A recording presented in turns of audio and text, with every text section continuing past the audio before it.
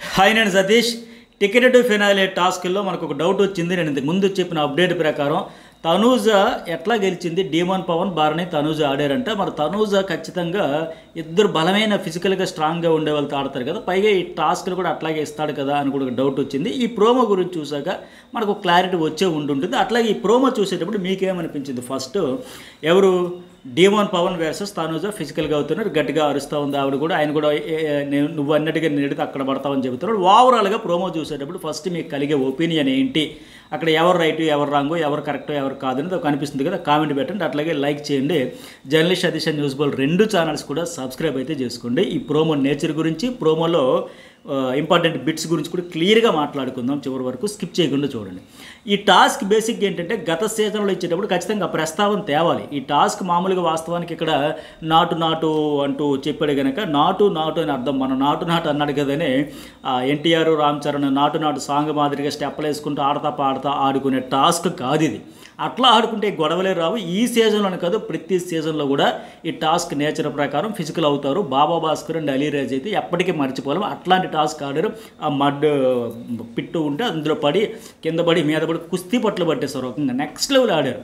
బాబా భాస్కర్ నుంచి కూడా అంత ఎక్స్పెక్ట్ చేయలేదు, ఆ రేంజ్లో పర్ఫామ్ చేశారు. అట్లాగే సోహెల్ వాళ్ళ సీజన్లో కావచ్చు, గత సీజన్లో శోభా శెట్టి ఇంకెవరు శివాజీ వాళ్ళు టీ-షర్ట్లో పట్టుకొని వచ్చారు. నేనైతే ఫెయిర్గా చేతులతో ఎత్తేస్తానని అబ్జెక్షన్ పెట్టడం కావచ్చు, ఆ యాక్టివిటీ ఏరియా నుంచి అట్లా ఇలా ఎప్పుడు ఏ సీజన్లో ఆడినా సరే గొడవలే ఫిజికల్ అవుతారు. అయితే ఇక్కడ అవ్వకుండా ఉండాలి అనుకుంటే ఇప్పుడు ఈరోజు ఈ టాస్క్లో కూడా ఫస్టే క్లియర్గా నాటు అన్నాడు కాబట్టి కేవలం నాటుదాం, ఫైట్ వద్దు. మనం నాటు స్టెప్పులు వేసుకుంటూ ఆడతా పాడతా సరదాగా ఆడుకుందాం. నా పువ్వు నువ్వు ముట్టొద్దు, నీ పువ్వు నేను ముట్టను అనుకుని క్లియర్గా మాట్లాడుకుని దిగితే ఈ గొడవ ఉండదు. అట్లా కాకుండా ఎవరికి నచ్చినట్టు ఆడతామంటే ఆటోమేటిక్గా గొడవలు రచ్చరంబాలు ఫిజికల్ అవుతాయి. మరి ఫిజికల్ అయ్యేటప్పుడు కూడా ఆచితూచి ఆడాలి, ఎవరు జాగ్రత్తగా ఉండాలి. ఇక్కడ ఇది ఎట్లాంటిదంటే అమ్మాయిలు అబ్బాయిలు ఆడేటప్పుడు కత్తి మీద సాములాగా కత్తికి 2 వైపుల పదును ఉంటుంది కదా, అట్లా ఉంటుంది. సో మరి ఎవరిది రైట్ ఎవరిది రాంగ్ అని కూడా చెప్పుకుందాం. ఇప్పుడు ఇక్కడ ఆడుతున్నది డీమోన్ పవన్ భరణితో పాటు ఒక అమ్మాయి కూడా కనుక కాస్త చూసుకొని ఇతను కూడా ఆడాలి.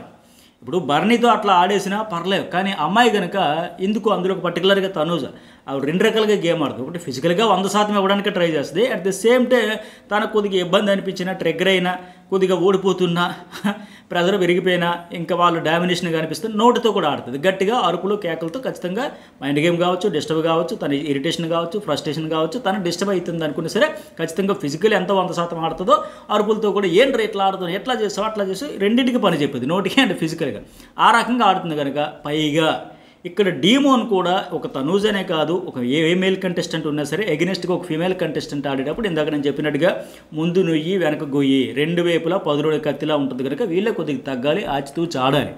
అట్లానే మరి ఆవిడ తప్పు లేదంటే అందుకే నన్ను స్కిప్ చేయకుండా చివరి వరకు చూడండి, అప్పుడు మీ ఒపీనియన్ కూడా పెట్టండి.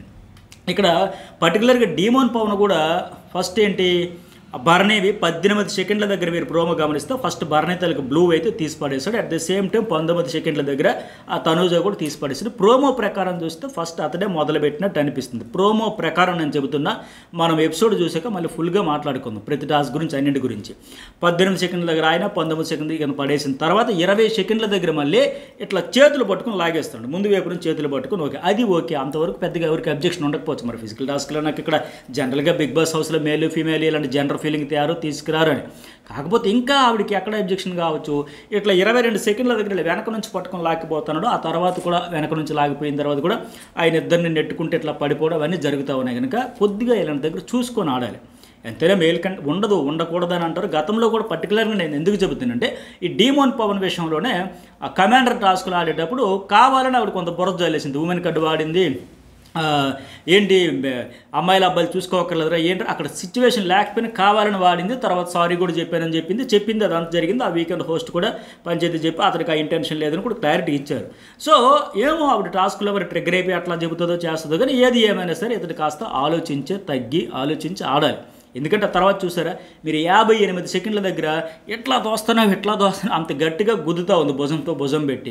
ఆయన గేమ్ని అంత ఎక్స్పోజ్ చేస్తుంది. అతను లాగాడు, ఓకే మనం ఎక్కడ లాగాడు ఎట్లా అంతా చూసాం చెప్పుకున్నాం.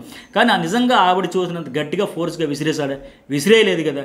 నిజంగా అక్కడ అన్నట్టుగా గట్టిగా దూతా అక్కడ ఉంటావు అన్నాడు కదా. నిజంగా ఆయన బలమంతా ఉపయోగించి చూసేస్తే అట్లాగే పడిపోద్ది. ఆవిడ చెప్పినట్టుగా ఎందుకంటే ఈవిడ గుద్దిన దానికి అతను ఎట్లా పడిపోయిన మాదిరిగా వచ్చింది. అక్కడ ఆయన బ్యాలెన్స్ కోల్పోయాడు. ఒకవేళ నిజంగా అతడు అదే ఫోర్స్ ఆవిడ చెప్పినంత స్పీడ్గా కనుక ఆడుంటే నిజంగా ఆవిడ దూరంలో పడిపోద్ది. అయితే నేను స్టార్టింగ్ నుంచి చెబుతున్నట్టుగా ఖచ్చితంగా ఆయన ఒక ఫిమేల్ కంటెస్టెంట్తో ఆడేటప్పుడు చూసుకొని ఆడుకోవాలి కాస్త. పైగా అటు నుంచి కంప్లైంట్ నేచర్ కాదు, ఒక స్పోర్టివ్ స్పిరిట్తో మేల్ ఫీమేల్ జెండర్ లేదు, ఇబ్బంది లేదు అనుకుంటే ఓకే, అది ఎవరైనా ఇప్పుడు రీతి కావచ్చు ఇట్లాంటి వాళ్ళు తీసుకుంటే ఓకే, స్పోర్టివ్గా వెళ్ళిపోవచ్చు. కానీ ఈ అమ్మాయితో గతంలో ఇతను సిచ్యువేషన్ ఫేస్ చేశాడు కనుక ఆ కమాండర్ టాస్క్లో కావచ్చు, ఇక్కడ నేను ఇందాక చెప్పినట్టుగా ఫిజికల్లీ అండ్ వాకల్లీ రెండింటిలో గట్టిగా ఆడుతుంది కనుక డిస్టర్బ్ అయితే ఆవిడ డిస్టర్బ్ అయినా అనిపించినా మిగతా వాళ్ళు కూడా గేమ్ కూడా ఎఫెక్ట్ అవుతుంది కనుక వీళ్ళే కాస్త మేల్ కంటెస్టెంట్లో ఆచి తూచి జాగ్రత్తగా ఆడుకోవాలి.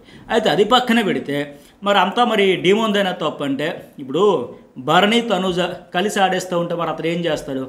ప్రోమో ప్రకారం స్టార్ట్ చేసింది ఇతనైనా సరే మరి నెక్స్ట్ లెవెల్కి వెళ్ళిపోయింది కాబట్టి ఇద్దరిని కలిపి ఆయన కంట్రోల్ చేయడానికి కూడా ట్రై చేస్తుంటాడు. మరి వాళ్ళిద్దరు కలిపి ఆడేసేటప్పుడు మ్యాక్సిమం ఇతను గెలవడానికి ట్రై చేయాలి కదా, అదే ప్రయత్నం చేస్తాను. అయితే ఇప్పుడు ఇక్కడ అసలైన ట్విస్ట్ ఉంది. అదేంటి అంటే ఇప్పుడు ఇక్కడ ఫస్ట్ ఇతను మొదలుపెట్టాడు కనుక మా ఇద్దరం కలిసి కంబైన్డ్గా ఆడుకున్నాము, ఆడాల్సి వచ్చింది, ఇద్దరం కలిపి మా ఇద్దరు తర్వాత చూసుకుందాం, ముందు ఇతను తప్పించేద్దాం డీమోన్ అని కలిసి ఆడారా? లేకపోతే మీరు ఫస్ట్ రౌండ్లో ప్రోమో అప్పుడు గమనించారు కదా, డిస్కషన్ చేసుకోవాలనేటప్పుడు భరణి సుమన్తో ఏం చెప్పాడు? నేను ఆడతాను అన్నాను అంటే తనూజ్ ఇట్లా వెనక నుంచి ఆపింది, గోకిందో గిల్లిందో గిచ్చిందో మొత్తానికి ఆపింది, అందుకు ఆగింది, చాలా గొప్పగా చెప్పుకున్నాడు. అంటే తనూజ కావాలనే భరణిని అప్పుడు అక్కడ ఆపిందా? మీరు ఇప్పుడు ఎందుకు వీళ్ళతో ఆడాడు? నేను ఏదైతే టాస్క్ ఆడతాను ఆ టాస్క్ వరకు ఉండండి, అప్పుడు మనం ఆడదాం, నాకు సపోర్ట్గా మీరు ఉండొచ్చు, మనం గ్రూప్ గేమ్ ఆడేద్దాం, కలిసి ఆడేద్దామని ఇట్లాంటి స్కెచ్లు స్ట్రాటజీలు ఏమైనా వేసిందా? ఎందుకంటే ఇప్పుడు ఇక్కడ ఈ టాస్క్ ఆడే విధానం కలిసి ఆడుతూ ఉండడం కూడా చూస్తే అట్లాగే డౌట్ వస్తుంది. ఓహో ఈవిడ ముందే పగడబందిగా అందుకే భరణిని అక్కడ గోకింది, ఆపింది, ఇక్కడ ఆగండి, ఇక్కడ ఆడొద్దు, అప్పుడు ఆడుదా, నేను ఆడినప్పుడు ఆడొచ్చు, నాకు ఒక బ్యాక్ బోన్లో నిలబడవచ్చు, సపోర్ట్ చేయొచ్చు అని ఆడిందా అనే డౌట్స్ ఎవరికైనా వస్తాయి, అంతే కదా.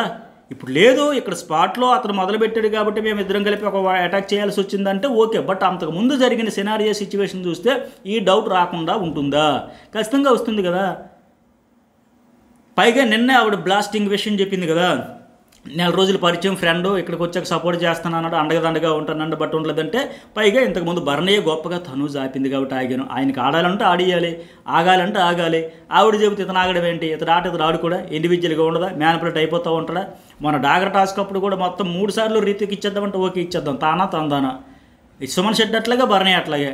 ఆ తర్వాత వచ్చి మళ్ళీ సంజన దగ్గర బాధపడే కంటే, సంజన గారు వరుసగా 3 సార్లు రీతికి ఇమ్యూనిటీ వచ్చేస్తే 3 వారాలు వచ్చేస్తే మనం పిచ్చోళ్ళగా మీరా మూల నేనే మూల తిరగాలండి, మనం ఎంత కష్టపడాలని ఇంకేముంటుందండి, సెల్ఫ్ మోటివేట్ చేసుకుని ఉపయోగం ఉండదు కదండి అని చెప్పాడు కదా. అట్లాగంటే అక్కడ స్టాండ్ తీసుకోక ఇక్కడ స్టాండ్ తీసుకోక ఆవిడ గోకిందంట, ఆగనిందంట, ఆగిపోయాడంట. అంటే ఇప్పుడు ఏంటి, ఇక్కడ నెక్స్ట్ టాస్క్లో మనం కలిసి ఆడిద్దామని ప్లాన్ చేసుకుని ఆవిడ అండర్ కరెంట్గా అలాంటి స్కెచ్లు ఏమేస్తున్నట్టు అనిపిస్తుంది కదా. మరి ఇప్పుడు చూస్తే అట్లాగే అనిపిస్తుంది. ఇప్పుడు ఫైనల్గా ఈ టాస్క్లు అయితే తనూజ విన్నర్ అంటే నేను చెప్పే కదా, మ్యాక్సిమం 10 నిమిషాల లోపే వీడియోలన్నీ క్లోజ్ చేసి పడేస్తానని, మీకు టైం వేస్ట్ చేయకుండా. మీకేమనిపించిందో ఖచ్చితంగా కామెంట్ పెట్టండి, లైక్ చేయండి, జర్నలిస్ట్ సతీష్ యూజువల్ 2 సబ్స్క్రైబ్ అయితే చేసుకోండి. ఈ టాస్క్ తనూజ గెలిచిన తర్వాత సుమన్ శెట్టితో మరో టాస్క్ ఆడిద్ది, ఆ టాస్క్లో ఆమె ఓడిపోయింది. అది ఎట్లా ఏంటంటే ఇప్పటికే మన జర్నలిస్ట్ సతీష్లో ఒక వీడియో అప్లోడ్ చేస్తే చాలా ఇంట్రెస్ట్గా ఉంటుంది, ఆ వీడియో కూడా మిస్ కాకండి.